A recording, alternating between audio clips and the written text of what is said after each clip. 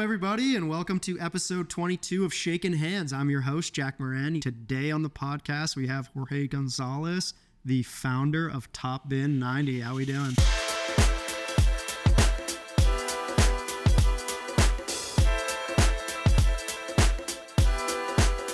I'm doing great. Excited to be on, number 22, like Taylor Swift. So Hell yeah. Yeah, so tell us a little bit, what is Top Bin 90? I know you have, that's not your only venture, but kind of talk about what you got going on right now. Yeah, so Top Bin 90, I'm the founder and CEO of that company. It's a sports media company. Started out here in Charlotte. We're about 5 years now into it, which is crazy. Congratulations. Thanks. Like every good entrepreneur, it just started as an idea and it kind of grew, So I honestly started it as pretty much like a YouTube channel at that time. And Charlotte FC kind of came into the works here in Charlotte. And, I wanted to use the podcast or the channel to talk about soccer because I'm a nut about soccer, bro. I grew up watching soccer. That was like my outlet, So I was a big Liverpool and Barcelona fan. Grew up in the U.S. Logically, in my mind, since I was bilingual, I had to have a Spanish team and I had to have a English team. So Barcelona was my Spanish team and Liverpool was my English team, right? And so I started the channel and I quickly began building relationships in the Charlotte area, specifically with Charlotte FC. And we started covering the team. We started getting news before other people did and we started putting it out. So we kind of became a name through that. And I was like, my entrepreneurial mind, I always thought maybe I can turn this into something. And we did, man. Now we have articles, we cover the team game day, we do podcasts, we do one-on-one interviews with players, and so we've expanded a little bit more too. So it's not just focused on the MLS team Charlotte FC, but we do other content as well. So it's been a fun ride so far doing that company specifically. Yeah, and I think there's a lot of people out there that have passions like you have for soccer, but don't know that they can turn it into or monetize it into something that turns into a career. How were you able to turn your passion into something that makes you money? I think from a couple of different standpoints, right? One is like any entrepreneur knows, like when you start a business or you start anything, it takes time to build, right? For the most part, right? So I think my mindset, it was that and more of like learning and trying to leverage the relationships I had. So anytime I look at like either bringing a sponsor or, like getting paid content, we try to figure out what's the need of that company and how what we can do apply to them. And we've been able to do that. So you said the early company was just a YouTube channel. Mm-hmm. What did it look like kind of in the early days? It was just chaotic, random, and so the early days is more of, I would say like, not really being good at editing, not really being good on camera, right? And so all of that you start learning. And then the stuff that I'm not good at, you pass it over to somebody else, right? So we've got someone in our organization named now Francisco who, takes care of all of that. And he's great at editing. He's great at doing all these things. What was the first big aha moment that you had that was kind of a game changer for you, journeying down this path, creating this business? So with this business particularly, I think it was the very first article that we put on our website. So at that time, when we built our website, I was trying to figure out what we could do as like an article piece to kind of kick us off. And the coach got fired like a week before. I was like, oh, this is perfect, right? And I had built enough of a name in the Charlotte area where I had the relationships with Charlotte and, I asked questions and people wanted to know what I was going to say about what happened, right? And we came out with an article. It went viral. We got credited by major news outlets in Spain, here, in a lot of different areas. And I think that was the big moment. I was like, man, we could really do something here. We could really turn it into something special. Yeah, and kind of like, how has the business evolved from that point? Like, where are you guys at now from like? So what I would say is like, we're kind of on, it's like a plane, right? Like a plane, it takes momentum to get off the ground, right? Yep. So I would say we're right there where we're ready to take off of the ground, right? We've built the foundations. I've already made errors. I've made good progress. I've made bad progress. I've built relationships. I've seen people stab a knife behind my back to, in a sense, right? And so I kind of have that understanding, and now it's like, okay, how do we take what we have here in Charlotte and create a bigger brand, that can compete with larger brands? So you said you've had people stab you in the back. What was an experience like that? You don't have to give specifics. Yeah, but... so I think it's more of like trusting people that I shouldn't have trusted, and that was more on me, right? So the first time, okay, like I've learned, the second time it's on me, right? Yeah. So I think it's more on that. In the journalism world, man, it's really sad sometimes that people will do anything to try to get ahead, right? And I'm not like that. I'm more of like, everybody can eat, bro. You know what I'm saying? Like, that's why I'm so big, right? I think it's more of that, like, like there's a lot of news. There's a lot of different ways to cover things. And I always think the market dictates who they like. Yeah. Right. So it's more of that. What have you learned from those experiences where you've had adverse relationships with people? I think I've learned more about how important it is to make sure that my small circle has the same ethos, ideas, and are go-getters the way I am. Right. So it's more of that to me. How have you filtered those kind of people and kept your circle tight and found the people that align with your values and your ethos? It's a great question. I think, honestly, you just kind of get to know people. You ask them questions. I put them in situations too, right, to see how they react. Right, I think that's important. That lets me know more, because your words, like I could tell you right now, like all these great things, but the reality is like, okay, how are people in situations? And I think it's more of that. So where do you see the company going? Like, what's the goal that you have for the company? The goal for this specific company is to create a news outlet that covers soccer, first in the South, then in the U.S., then nationwide, then worldwide, right? And build a brand that's very recognizable. Our name is recognizable, and it's kind of taking it to that next step. But it's built on foundations. Like, I study, I analyze, see what other creators are doing, see what other journalists are doing, where the puck is moving. And that's kind of how this started as well, because I would look around in the Charlotte area, and I'm like, there's nobody that's really that's going to cover soccer in a way that I think I can, because I looked at the landscape. I'm like, half these people don't even know the sport. So I was like, I can position myself in a way where we can become the top source in Charlotte. And I feel like we've done that, right? And it's the same thing as I'm moving forward and building the company, is how can we leverage new age media with the old way of thinking, with, content, and how do we create a brand and a product that is enticing to other people, that they want to follow us and they want to see the content that we post. What's the difference between media yesterday and media today, or media in the social past? Media. Social media? 100% social media, right? I mean, like, the perfect example, look at that Hatua girl. She was irrelevant a month ago, right? And one post that she did changed her whole life. And it's the same thing here, but the difference with what we do with new age media is, like, you can't just go viral once. You have to have engaging content that consistently is pushed out. We live in a world now where people are always scrolling. They always want to see a 10, 15, 30, 1-minute video, right? And so I think it's leveraging that. And, you have the world at your access now, not just your local area. So what is the key to, or what is the formula to being intentional about getting, because obviously Hatua, it was an accident. For sure. How do you intentionally achieve going viral? Or? So if you pay for our subscription of $19.99, no, I'm just kidding. That's a great question. I think it depends on the market.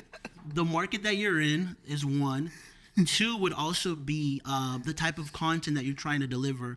I've always known from the beginning that my brand, I wanted it to be, informative and fun, because that's how I am. Like, I can't be serious all the time, but I also can't just have fun all the time, but I like a good mix of both. And then when I try to build the company, I've always known from the get-go, this is what I want to do, this is how I want to do it, right? And now when I look at content, right, is like, how can I add this to how we do it, or how can I change it up, or what are some of the fresh ideas that I bring?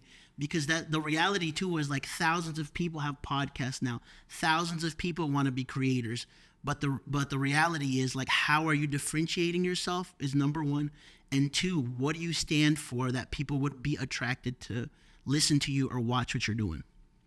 What do you think are the differentiators for yourself? For myself, I think I'm funny, handsome. No, I'm just kidding.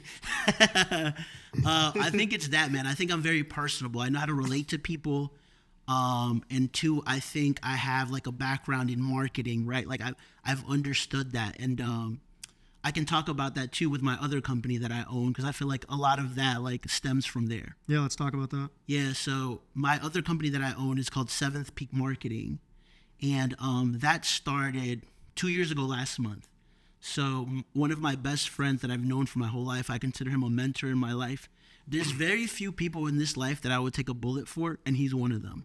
Just to give you the context of how much I appreciate this person, right? And so about 2.5 years ago, we were having dinner, and he was seeing the growth of Top Bin 90 and seeing me kind of get an understanding of social media.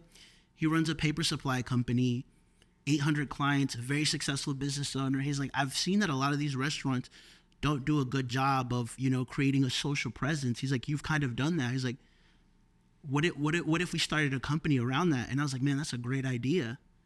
But we both know that like we're very high level creative. This is amazing, right? Like the details is where we struggle at. Like if we have like this amazing idea and someone asks us a question, like, I don't really think about that. And so we knew we needed a third partner. So we found it in a girl that he knew that he used to run his social media for his paper supply company, right? So we all met, kind of talked it out, and we started that company 2 years ago, and we're doing really, really well in that aspect. And so we've been profitable since I would say the second month, and we're building something really amazing over there. So what's your goal for that company? To grow it to be considered one of like the best marketing companies in the Carolinas. I would say that would be the first step. What should a company do to kind of build their brand and get more brand recognition? What do you see a lot of companies are missing right now? Personal content for themselves. Like one of the things that we do that we always did from the beginning. Actually, today we met with a girl who's interested in us helping run a festival. And I was like, how did you even hear about us? Because she reached out to us. She's like, we started following your Seventh Peak page, which is and we see that you guys put out a lot of like fun content. So we make fun content for ourselves just to showcase that, like part of what we do is, marketing. And if we're not marketing ourselves, then how can we market you? And so stuff like that. I've seen a lot of companies, especially in our space, not be intentional about their personal content. And two, doing stuff that like is above and beyond. Like when we figure out what a client needs, right, we pitch them that, but I always try to leverage the relationships I have and other things that I do to bring them value. I think that's the number one. People think more about, hey, what's in it for me versus how do I bring you value, right? Because when you build value, that reciprocates back. Anything you do in life will always come back to you, whether positive or negative. Like I was having a conversation with a couple people yesterday where, we created some content, right? And someone else was recording. They took our content and went and posted, and they're like, hey, we should do X, Y, and Z. I'm like, don't worry about it. I was like, that negative karma that they put out will come back, right? The best way to take a look at things is like that for me. God will take care of it. That's my mentality. 100%. Yeah. And like, what would you say would be, well, I'll ask this question. If you could get $1 million of guilt-free capital right now, what would you do with it within the company? It's a great question. $1 million of guilt. No strings attached. Just gets dropped in by the storking on your front porch. I'm going to go check when I get home. See if it doesn't happen, I'm going to call you. We manifested it. Right? Yeah. So I think, all right, for on the Top Bin side, I think I would hire a couple of people that understand social media, the way I do. Like, I have probably 20 questions I would ask them that I know whether they're the right person or not. What are the questions? One is their ability to find information, right? Like, what is your process for that? Especially like understanding news, because news is at any time, 24/7, right? Especially in soccer, right? Like, there could be something happening. We may be signing somebody in Europe, right? And it may be 4 a.m. here, right? And it may be 8 a.m. or 9 a.m. over there. So understanding that. Two is like, I would be asking questions along the lines of how this person thinks, right? Like, talk to me about how you would handle X. Talk to me about how you would handle Y, is where I would go. I need to get a glimpse of how you think, not just what you're saying. And so for the marketing company, what would be how would you deploy the capital? It's a great question. I think I would. The beautiful thing about what we do there is that, like, that capital, I would use it more. I don't even think I would use the million. I would use, just pocket it right in. Yeah, I would use it more for, pushing more towards paid advertisement for people to hire us. I think that would be it, and probably hire a couple more people to be under our brand, I think it would be more of that. So this entrepreneurial journey that you've been down, has it been all smooth sailing? Hell no, bro. If anyone comes on this podcast and tells you that being an entrepreneur is easy, kick them out, dog. Yeah. Because it's not. It's very difficult. It's time consuming. Sometimes you hate it, but you have to love the grind. You have to love the passion of what you do. If you don't love what you're doing, get out of it, right? Especially if you're going to be an entrepreneur, because there's going to be easy days. There's going to be hard days. There's going to be really effing hard days, and you just have to learn to get through it, right? But because of what you love. I'll give you an example, right? 7 years ago, I used to work in banking. It was 2:00 in the afternoon. I'm sitting in my office, and I said, this sucks. I have nothing to do. I don't feel motivated, right? And I was thinking about this 2 weeks ago when I just had a chaotic day, new clients that we're bringing on. We're just hiring a new person, right? This person wants X, Y, and Z. A customer throws at us something last minute when we had a conversation with them 2 months ago about giving us enough time to get things done. Even through all that chaos, I said, I prefer a day like today than being in that office feeling like, I've plateaued. And that's what I love about the grind, about entrepreneurship. Mic drop. What's the biggest error that you've made along the way? Oh, that's a good one. I think I've made a lot. Biggest, oh, fuck moment. Dang. I think it's more about trusting people that I shouldn't trust. I think it's more like that, and seeing it didn't lead to anything like big happening, but I could see it and I cut it off. So I think it's more of that. And now I learned, because in business, it's okay to make mistakes. It's just not okay to make the fatal mistakes. Yeah. If you make the fatal mistakes, it all goes to hell, right? Yeah. Making mistakes is part of the process, is part of the journey. And I tell friends of mine and people that I know also all the time when they want to start a business or want to, I'll say, just fucking take action. Right. Excuse my language, right? No, just take action, right? Everything else will solve themselves. The reality is that there's somebody that could probably do a better job than I do at our marketing company. There's somebody that could probably do a better job than I do at a sports media company, but they're not going to put the work ethic, or they're going to think about 500 problems instead of trying to figure out the solutions. And that's what I'm about. That's what I want to be. I'm like, okay, what is it? Let's figure it out. Yeah, and I think there's even the fatal mistakes, there's really not even a true thing as maybe it's fatal for the business that you're in currently, but if it all falls apart, you really can just go back to the drawing board. Yeah, you can. And I think I always I'll share kind of a deep story with you here. I lost my father when I was 11 years old. It was the hardest thing I will ever experience in my life, right? So take away my companies, take whatever you want to do. If I compare it to that, it means nothing, bro. So whatever bad day you have, whatever it is, I understand that moment and not growing up without a father was the hardest thing I've ever experienced. So if you complain about me or if you hate me or whatever, right, it doesn't matter because it doesn't compare to that pain, so.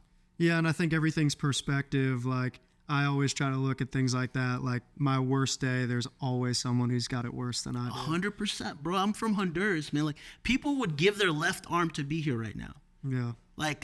Think about that. Think about not having an arm right now. Yeah. Right? And people would do it to get the opportunities that we get here.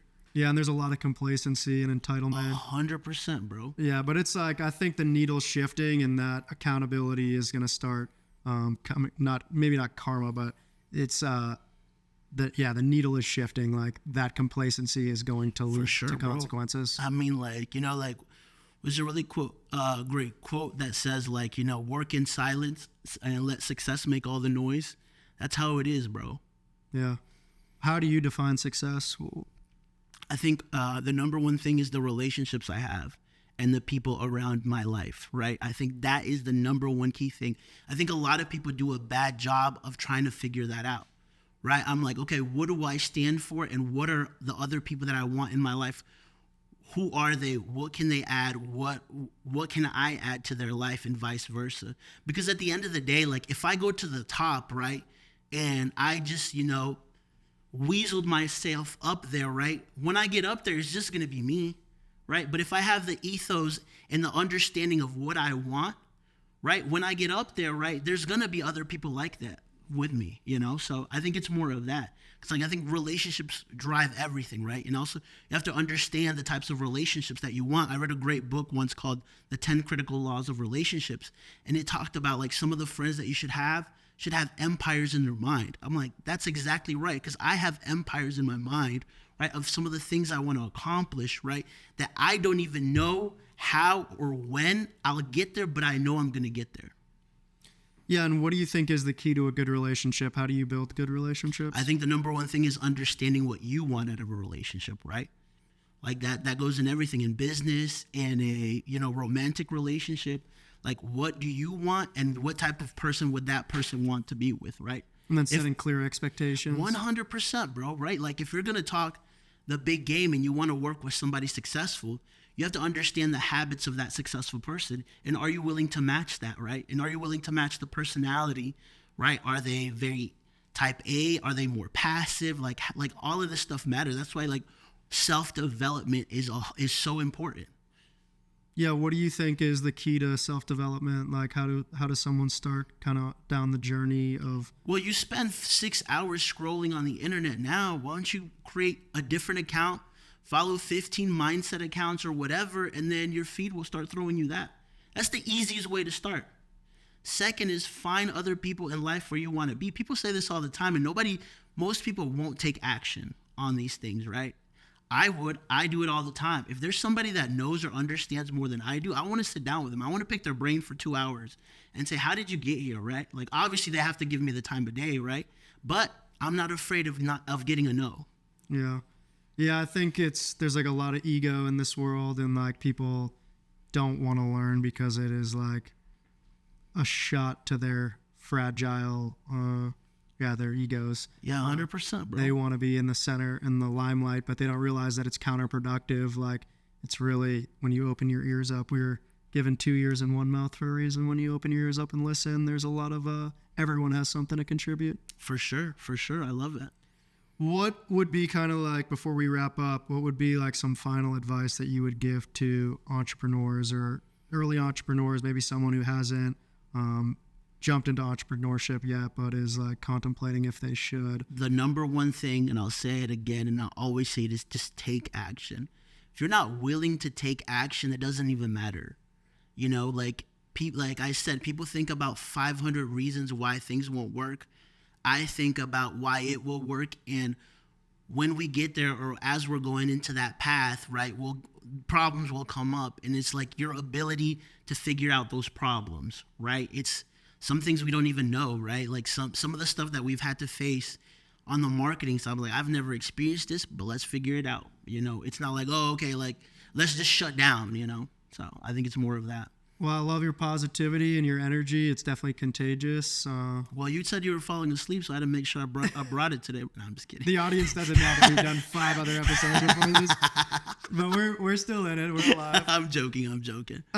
Where can people find you if they want to reach out, ask any questions, or are interested in your services? So my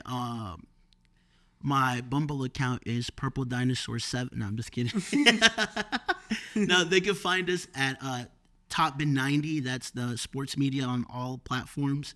And then Seventh Peak Marketing is the social media company. Well, you heard it here first, ladies. You know where to find him. All right, man. Well, I appreciate you coming out. Awesome, man. Yeah, thanks so much for having me on, man. I love getting around people that understand entrepreneurship or are kind of in that mindset because, like, like the energy you feed off of it, you understand what people are going through, and it's the same thing, man. Association is so key in everything that you do. Before starting this podcast, like, it was at times lonely as an entrepreneur. I didn't have a lot of people around me that were experiencing the same journey. And doing this podcast, I've started to meet people in the like synchronicities and the overlap in the language that they have and the values that they have and the experiences that they've had in this journey are so similar. And it's very inspiring and reassuring. Yeah. So it's been a pleasure to do this. Awesome, man. Yeah. And I think also that like credits to social media too, right? That I think that helps bridge, people like whatever your interest is, somebody's out there doing it, right? Like, I don't know if like you like talking about rocks and different rocks. I'm sure there's a group out there that does the 100%. Same thing, right? So yeah, and it's like all the more reason, like genuinely like chase your passion. I always ask people, this is a line from one of my mentors. He will ask people like, you walk into Barnes and Noble and you go into the magazine section, like what 2 magazines would you pick out? And then you get an idea of like what their interests are, their genuine interests. They might say interior design or they might say cooking. And you look at like those interests based on what their career is. And a lot of times there's incongruence. But if they just kind of chase those passions that they have, they're going to have much more success and I think make a bigger and more productive contribution to this world. Nice. I love that. From 22 episodes, what's like the number one thing that you've gotten out so far? That's a really good switching question. It up on you, bro. That's a really good question. Number one thing that I've gotten, I think that the power of positivity and mindset, and it's like it's not like it was a new thing to me, but it just has like really reaffirmed it to me. Like when everyone that comes on this that is successful says the exact same thing about how your internal mindset drives your external reality. I think that is like pretty powerful to me and like keeps me going. So this is like, like I always say, it's not really a moneymaker, the podcast, but it's easy to keep coming out and doing it because it inspires me and it like makes me want to grow. Yeah. And you know what? You never know where where one of these relationships will take you. You may have somebody like we took an influencer out for dinner like 3 months ago, right? We wanted her to work with one of our brands. She ended up working with one of them. She posted a story. We were at an event and somebody was like, hey, did you do a collaboration with them? And we're like, yeah. And then we just had a conversation with them. I met up with that guy probably like 3 weeks ago, and he gave me some mindset that helped us change a couple of things in our company that I think would help us long term. That like, it's just that, bro. The relationship, you never know where things will take you, so. And it's like, I think it's interesting, like I call it congruence, when you are like, your daily inputs and actions are reflecting your goals. It's crazy how you kind of pull in like exactly what it is that you need for that next. Yeah. Listen, at the end of the day, the world moves for people that know what they want. 100%. And reality is ever evolving. Yup. And you have full control. Yup. You got it. Well, I appreciate you coming out. That was awesome. Man. Thanks for having me on. All right, guys. Well, that concludes this episode of Shakin' Hands. I'm your host, Jack Moran. If you have any suggestions for guests or questions that you want to ask, feel free to reach out. But other than that, keep tuning in for some more interesting conversations and guests. See you later.